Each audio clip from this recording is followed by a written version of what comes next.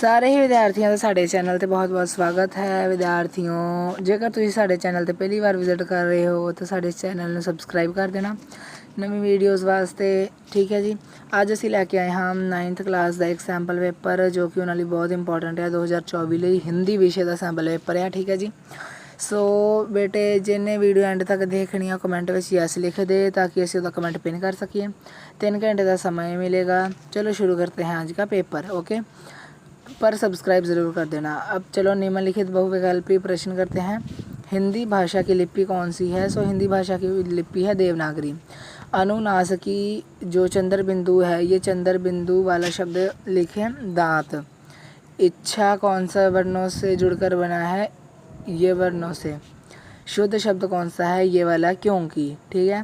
फिर पार्ट 2 शुरू होता है निम्नलिखित बहुविकल्पी प्रश्नों वाला, जिसमें फर्स्ट है श्री कृष्ण यशोदा से क्या खाने की मांग करते हैं? रोटी, माखन, फल।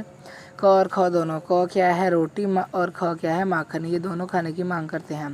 मुश्किल काम करके कर्मवीर दूसरों के लिए क्या बन जाते हैं? नमूना बन जाते हैं। फिर है बूढ़ी खाला ने पंच किसको बनाया? अलगू चौधरी को बनाया था। और यहीं अगर क्वेश्चन आ जाए कि जो अलगू चौधरी था उसने पंच किसको बनाया? जुम्मन को। ये देख लेना आप, जो कन्फ्यूज़न है वो दूर कर देना।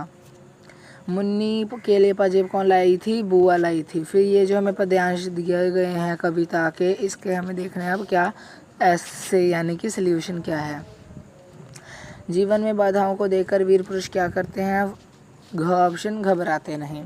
कठिन से कठिन काम करके कर्मवीर का प्रति दृष्टिकोण कैसा होता है?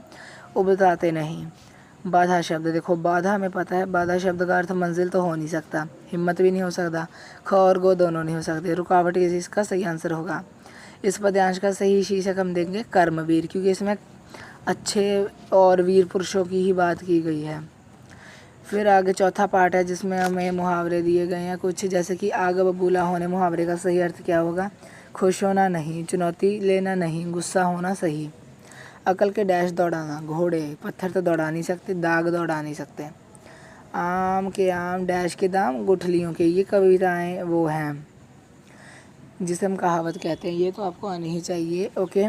फिर है हमारे पास गद्यांश को पढ़ के उत्तर दें। मैंने यहाँ पर सबके उत्तर लिख दिए हैं। अब क्वेश्चन पढ़ के आपको उत्तर सुनाता हूँ। पहला है मानव जीवन की रीढ़ की हड्डी किसे कहा गया है? सो ये देखो, विद्यार्थी जीवन को मानव जीवन की रीढ़ की हड्डी कहा गया है। दूसरा है विद्यार्थी जीवन की तुलना किससे की गई है? ये देखो, जिस वृक्ष को प्रारंभ से सुंदर सच्चिन खाद मिल जाती है वह पुष्पोषित पल्लवित होकर संसार के शोभित देने लगता है। सो इसका आंसर वृक्ष आएगा सेकंड क्वेश्चन का। थर्ड है विद्यार्थी काल में बालक आदर्श कैसे बनता है? सो विद्यार्थी काल में जो बालक श्रम, अनुशासन, समय और नियम से के ढांचे में ढल जाता है वही आदर्श बनता है। ठीक है। सो अगला क्वेश्चन देखो, सभ्य नागरिक बनने के लिए जिन जिन गुणों की आवश्यकता होती है उसके लिए सुंदर पाठशाला कौन सी है? फोर्थ का आंसर देखो, विद्यार्थी काल ही तो सबसे सुंदर पाठशाला है इन चीज़ों के लिए। इसके बाद हमारा अगला क्वेश्चन है वो है इस गद्यांश का सही शीर्षक क्या होगा? सो फर्स्ट हमें देखो बेटा, ਹੁਣ ਜੇ ਮੈਂ ਆਪਣੀ ਭਾਸ਼ਾ 'ਤੇ ਗੱਲ ਲਿਆਵਾਂ, ਠੀਕ ਹੈ, ਤਾਂ ਅਸੀਂ ਕੀ ਕਰਨਾ ਹੁੰਦਾ ਆ? ਜਿਹੜੀ ਪਹਿਲੀ ਲਾਈਨ ਹੁੰਦੀ ਆ ਉਹਦੇ ਪਹਿਲੇ 4-5 ਅੱਖਰ ਚੱਕ ਕੇ ਉਹੀ ਚੱਕ ਕੇ ਲਿਖ ਦੇਈਦਾ ਉਹਦਾ शीर्षक, भला वो हिंदी पंजाबी जितना मर्जी है। सो विद्यार्थी जीवन को मानव की रीढ़ की हड्डी कहा गया है, तो हमने इसका शीर्षक उठाया जीवन की रीढ़ की हड्डी। ठीक है। फिर अपने पास आगे कुछ चीज़ें इन्हें सॉल्व करना पड़ेगा। फर्स्ट है मृत्यु शब्द का तद्भव क्या होगा? तो उसका मृत्यु का होगा मौत। आत्म शब्द को शुद्ध करके लिखे तो क्या लिखेंगे? आत्मा, आत्मा। डन। ग्वाला शब्द का वचन क्या होगा? ग वा ले। ठीक है। बालक शब्द का लिंग क्या होगा? बालिका। जेडे बालिका वधू देखते उन्होंने पता होना बालिका दे स्पैलिंग। ठीक है। फिर इस तो अगे देखो, इस तो अगे है बेतहाशा का उपसर्ग क्या होगा? बे। ठीक है। प्लस तहाशा, हाशा। ठीक है। फिर है आपका क्या, आप क्या काम करते हैं? वाक्य में विश्राम चिन्ह लगाएं। क्वेश्चन मार्क पड़ेगा और कुछ नहीं। मदन लाल ढींगरा का जन्म कब हुआ? अब 2 अंक वाले प्रश्न हैं। अकबर ने कितने वर्ष की आयु में अपने पिता के दुश्मन को मारा था? 13। जिसे 13 ऐसे लिखने आते हैं वो ऐसे ही 13 लिख के है। इमारत का होना ना होना किस बात पर निर्भर करता है? नींव की पहली ईंट पर। ठीक है, पहली ईंट पर, याद रखना ईंट ही लिखना, ईंट पर। शिवाजी पर स्त्री को किसके समान समझते थे? माँ के समान। मासी मत लिखना, माँ ही लिखना उसका सही आंसर, तो ही आपको नंबर उसका मिलेगा। सो आगे देखो। सो इसके बाद है शिवाजी ने सेनापति की गलती पर सूबेदार की पुत्रवधू से किस प्रकार माफ़ी मांगी? सेकंड है नीम की ईंट और कंगूरे की ईंट दोनों में क्या वंदनीय है? अलगू चौधरी ने अपना फैसला किसके पक्ष में सुनाया? सो ये था, अलगू चौधरी ने अपना फैसला खाला के पक्ष में ही सुनाया था। ठीक है, फिर है पाजेब कहाँ से और कैसे मिली, इसका वर्णन करो। जीवन में असफलताएं मिलने पर भी साहसी मनुष्य क्या करते हैं वो बताइए। फिर हमारे पास आ गया है 3 प्रश्न करने 6 और 7 पंक्तियों में। पाजेब कहानी के आधार पर आशुतोष का चरित्र बताएं। पंच परमेश्वर कहानी का उद्देश्य बताएं। थर्ड है साहसी व्यक्ति के कोई 5 गुण लिखिए।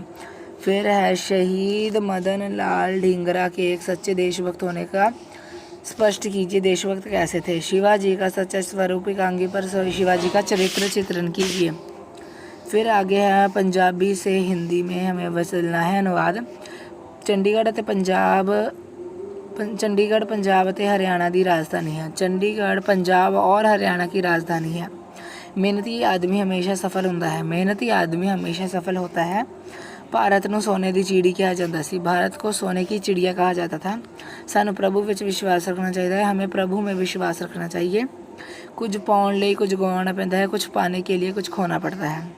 फिर हमारे पास आ गया निम्नलिखित में से किसी पर पत्र लिखना है। अपनी माता जी को वार्षिक परिणाम का विवरण देते हुए पत्र, या फुफेरे भाई को राखी भेजते हुए पत्र।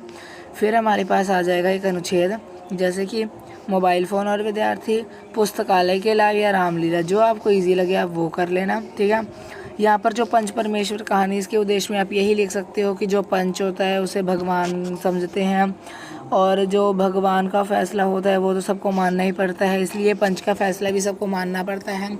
इस कहानी से हमें ये सीखने को मिलता है कि जब हम वो स्थिति खुद झेलते हैं तो हमें पता लगता है कि उन बातों जो हमें दूसरे बताते हैं उसका क्या अर्थ है।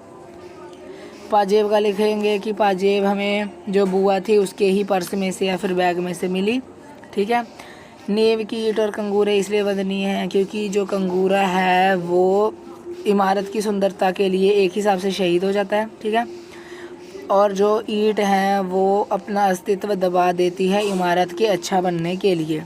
सो स्टूडेंट्स, इस तरीके से हमने सारा ये पेपर कंप्लीट किया 9th क्लास का हिंदी का।